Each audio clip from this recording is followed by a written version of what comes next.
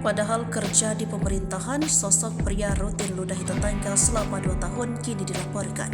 Miris, seorang pria tega meludahi rumah tetangganya selama 2 tahun.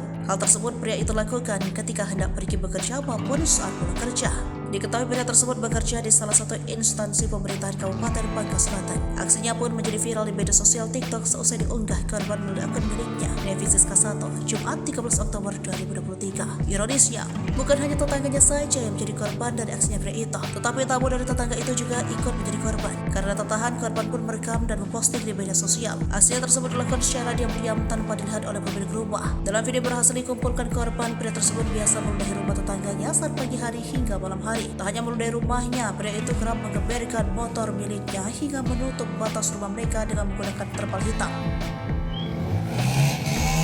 Dari pengakuan pemilik akun, permasalahan tersebut dipicu karena kesalahpahaman antar mereka. Pemilik akun menjelaskan peristiwa itu terjadi setelah ia dan suami membuat batas rumah menggunakan pagar dan paving block. Saat proses pemasangan paving block, keduanya sempat mencabut tanaman milik tetangga tanpa izin karena sudah memasuki perkarangan rumah mereka sendiri. Tak disangka, lantaran peristiwa tersebut sang pria merasa sakit hati hingga membalas selama 2 tahun belakangan. Usai video tersebut viral, pihak kecamatan merespon kejadian tersebut. Dari pengakuan pemilik akun, dikatakan petugas terkait tengah meninjau kasus tersebut.